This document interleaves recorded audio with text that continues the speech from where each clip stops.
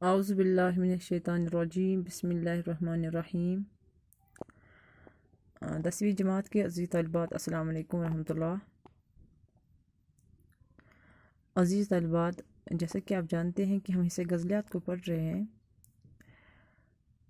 ہم نے کل عرش صحبائی کے بارے میں گفتگو کی۔ آج ہم انہی کی جو پہلی غزل ہے اس پر تبصرہ کرنے جا رہے ہیں۔ ان کی پہلی غزل جو ہے وہ یوں ہے: کون سا وہ زخم دل تھا جو تر و تازہ نہ تھا، زندگی میں اتنے غم تھے جن کا اندازہ نہ تھا، ہم نکل سکتے بھی تو کیوں کر حصار ذات سے، صرف دیواریں ہی دیواریں تھیں، دروازہ نہ تھا، اس کی آنکھوں سے نمایاں تھی محبت کی چمک، اس کے چہرے پر نئی تہذیب کا گازہ نہ تھا، عرش ان کی جھیل سی آنکھوں کا، اس میں کیا قصور، ڈوبنے والوں کو گہرائی کا اندازہ نہ تھا۔ پہلا شعر جو ہے عرش صحبائی کی غزل کا جو پہلا شعر ہے، پہلے شعر میں عرش صحبائی صاحب فرماتے ہیں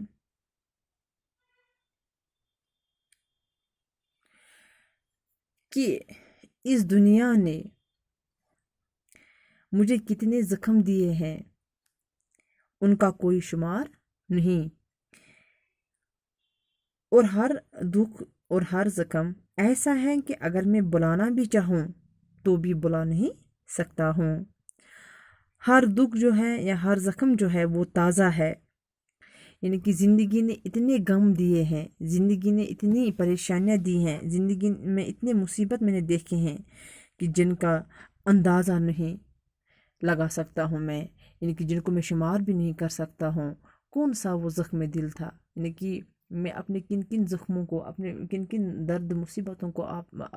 بیان کرو، یعنی کہ ایسا لگ رہا ہے کہ جو بھی کوئی میں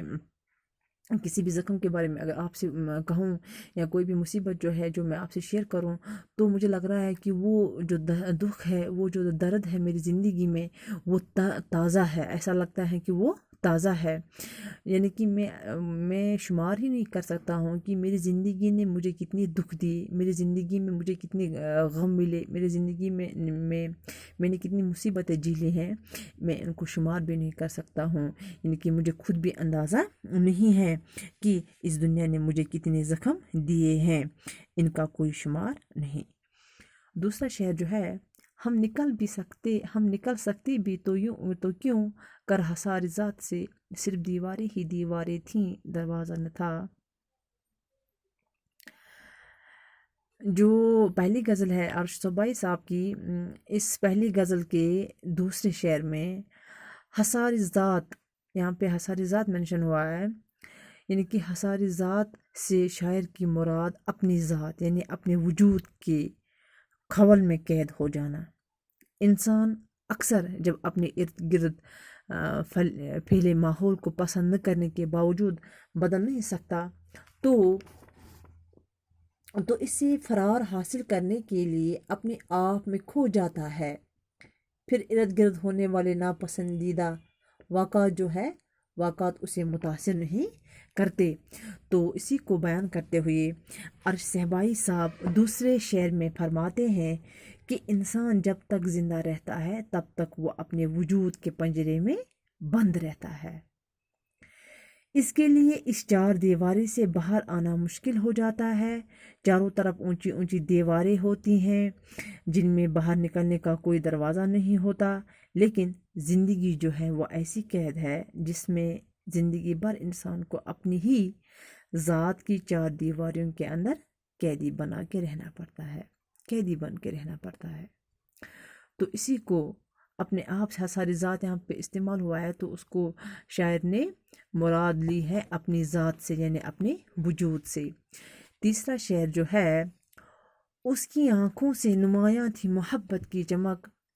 اس کی آنکھوں سے نمایاں تھی محبت کی چمک، اس کے چہرے پر نہیں تہذیب کا گازہ نہ تھا۔ تیسرے شعر میں عرش صحبائی صاحب فرماتے ہیں کہ مجھے اپنے محبوب کی محبت سب سے زیادہ پاکیزہ نظر آتی ہے، کہ مجھے اپنے محبوب کی جو محبت ہے وہ سب سے زیادہ پاکیزہ نظر آتی ہے۔ اس کی آنکھوں میں ایسی پاکیزہ محبت کی چمک تھی، اس کے چہرے پر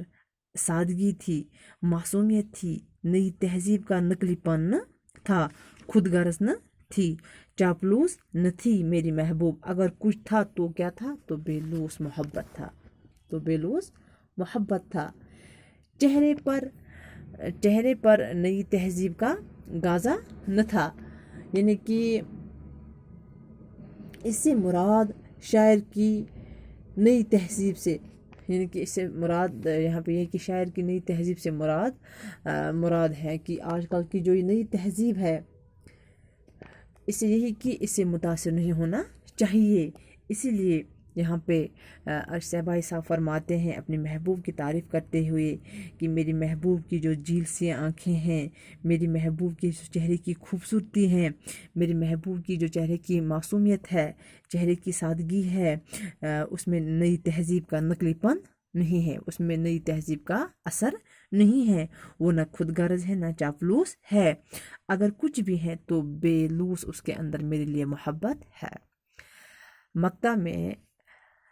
عرش صاحبائی صاحب فرماتے ہیں عرش ان کی جھیل سی آنکھوں کا، اس میں کیا قصور، ڈوبنے والوں کو گہرائی کا اندازہ نہ تھا۔ مقطع میں عرش صاحبائی صاحب اپنی ہی محبوب کی تعریف، یعنی کہ اس کے آنکھوں کی تعریف کرتے ہوئے فرماتے ہیں کہ میرے محبوب کی جھیل سی آنکھوں کو دیکھ کر نہ جانے کتنے لوگ اس کی دیوانہ ہو گئے۔ اس میں میرے محبوب کی آنکھوں کا کوئی قصور نہ تھا، بلکہ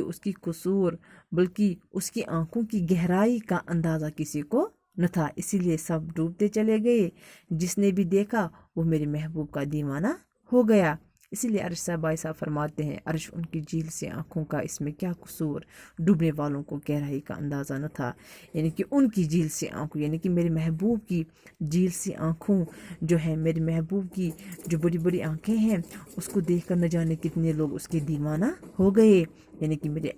اس میں میرے محبوب کی آنکھوں کا کوئی قصور نہیں ہے۔ اگر ہے بھی قصور تو قصور ان لوگوں کا ہے جن کو اندازہ ہی نہیں تھا کہ میرے محبوب کی آنکھوں کی گہرائی کا ان کو اندازہ نہ تھا، اسی لیے وہ سب اس کی خوبصورتی میں ڈوبتے ہی چلے گئے اور سب کے سب اس کے دیوانہ ہو گئے۔ تو اس کے ساتھ ہی عرش صاحبہ کی جو پہلی غزل ہے وہ مکمل ہوتی ہے۔ تو انشاءاللہ ہم کل